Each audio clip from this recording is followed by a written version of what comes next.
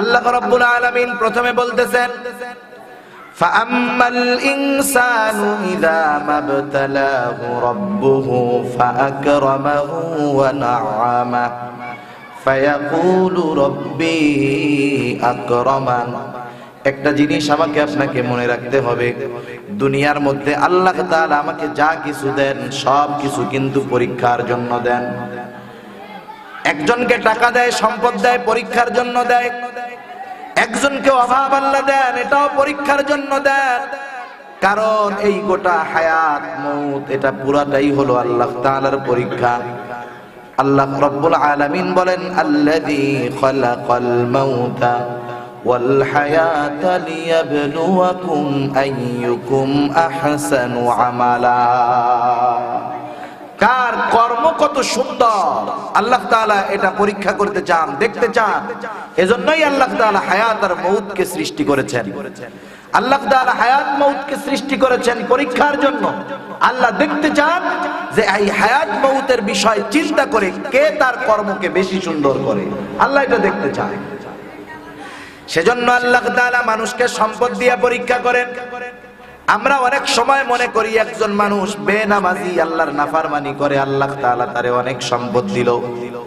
এটা আমরা মনে করব না যে এই কারণে আল্লাহ সম্পদ দিয়েছে যে আল্লাহ তাকে ভালোবাসে, বরং তাকে সম্পদ দেওয়ার কারণ হলো আল্লাহ তাআলা তাকে পরীক্ষা করতে চায়।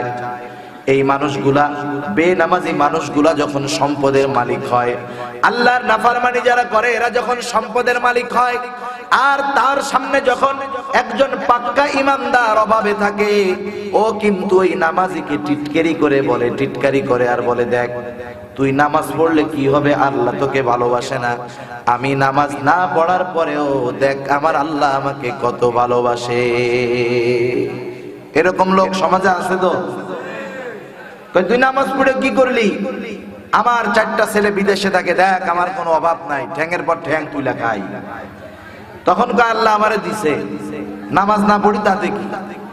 সেই সমস্ত লোকের কথাই আল্লাহ তাআলা বলেন ফাআম্মাল ইনসানু ইযা মাবতালাহু রাব্বুহু ফাআকরামাহু ওয়া না'আমা। আল্লাহ তাআলা যখন মানুষকে পরীক্ষা করার জন্য সম্পদ দেন, সম্মান দেন, প্রভাব দেন, এই মানুষগুলা তখন বলে বেড়ায়, দেখ আমার রব আমাকে সম্মানিত করেছে। ফাআকরামাহু ওয়া না'আমা, তাকে যখন সম্মানিত করা হয়, সম্মান দেওয়া হয়, দেখ আমার রব আমাকে সম্মানিত করেছেন, নেয়ামত দিয়েছেন, তারা বলতে থাকে এই কথা।